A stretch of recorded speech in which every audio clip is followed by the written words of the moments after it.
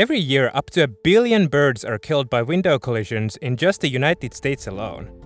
A huge amount of our infrastructure is covered in glass. It's easy to understand why. It lets the light in and looks pleasing to us.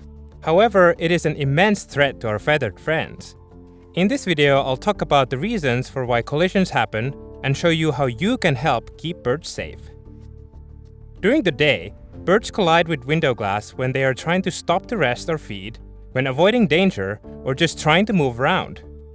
The shiny exterior glass reflects the outdoors like a mirror, and without any visual cues, birds cannot distinguish it from open space.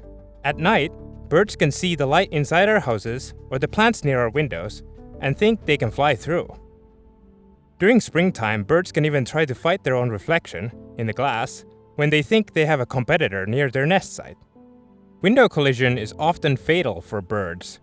Even when the bird is able to get up and fly away, often the internal injuries are too severe for them to survive. An interesting way to think about it is that while people are mostly made of water, birds are mostly made of air, even inside their bones. They are extremely fragile creatures. It is estimated that for every window collision victim that is discovered, 3 more go unseen. People don't generally have a problem with glass and reflections because we understand the logic behind how buildings and windows work. But how could we help birds do the same? The most dangerous windows to birds are ones close to bird feeders, green space, or water features. You can think about it this way. Look at the window from different angles and think whether anything in the reflection could look attractive to birds. Do you see trees or bushes? Food sources? Water? If you do, the window is especially dangerous. Windows facing a bird feeder at any distance are one of the biggest concerns. However, even with this in mind, remember that every window is a potential threat, even if there's seemingly nothing close to it. There's an old guideline that talks about certain distances from the feeder being safer, but that is no longer considered accurate. Every window facing a bird feeder at any distance should be protected. The way to protect birds from windows is to create visual cues on or in front of the glass that visibly show the birds it is an impenetrable barrier.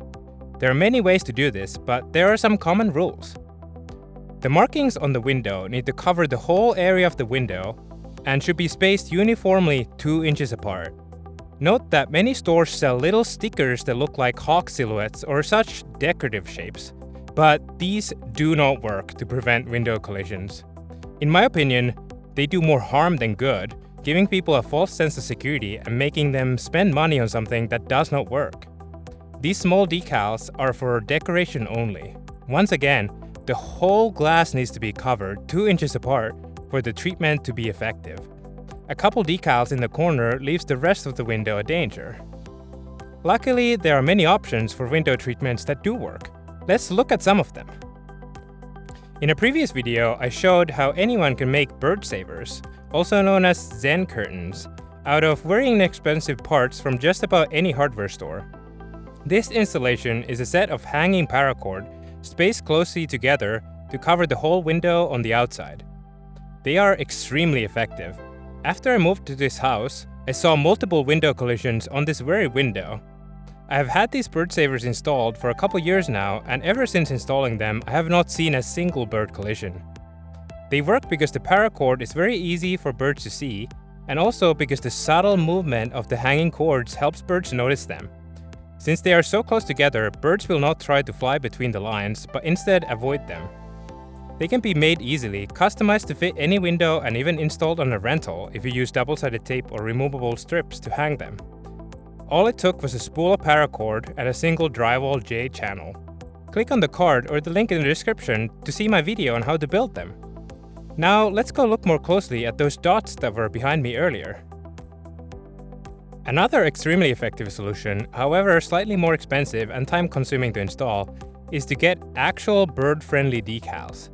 As opposed to the small decorative stickers, these dots and patterns cover the entire glass. The ones I have here I purchased from a company called Feather Friendly. These patterns come on a roll or tape and are installed on the outside of the window.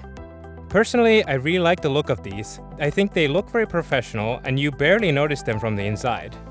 I'm actually planning to replace my hanging bird savers with these dots on the other windows as well, since I think aesthetically I like the look of these more. They can be installed on any size window and easily removed afterwards, which makes them very convenient regardless of whether you own or rent your home. The most affordable option is a narrow tape roll with evenly spaced dots that you can use to cover any window. When I visited the National Aviary in Pittsburgh, I got to see what they had done in their gorgeous bird exhibits.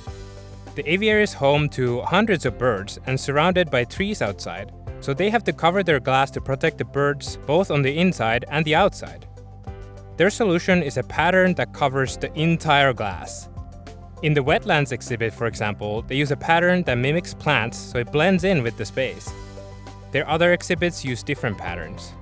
However, these type of products are commercially installed and can be very expensive, but it is a great option for commercial buildings and new construction houses. It is also possible to cover the window with mosquito screens or netting. The screen has to cover the entire window to be effective. There is also a specific kind of window film that makes the window look opaque from the outside. You can look at products such as Kaleidoscape to consider such an option. Keep in mind that screens and films will affect the amount of light that is passed through, so it might make your house feel darker. This also reduces the amount of heat from outside, which might be good or bad depending on the climate you live in, so keep that in mind. If you're looking for something easy and inexpensive, you can also cover the window by making stripes with tape, soap, or tempera paint. You can either make a grid of 2 by 2 inches or design a more creative pattern. Just make sure you use products that don't damage the window or its framing. To wrap things up, I do want to remind you about the steps to take if the worst happens and you find a bird that has hit a window. The sad fact is that most window collision victims need professional help. First, try to capture and contain the bird. Even if the bird is awake, it may have internal injuries that are not visible. Note that birds are extremely fragile, so do not grab onto any bird tightly.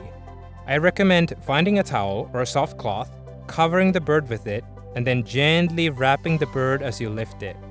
Put the bird in a shoebox or a paper bag lined with paper towels, close the box and put it into a cool, dark place. Do not handle or feed the bird. Offering the bird food or water may injure the bird further. The bird should be kept away from people and pets to not cause the bird stress. When the bird is safe, find a wildlife rehabber near you and call them to ask for next steps.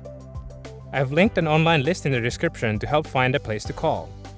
Your local area or country may have a list available to you.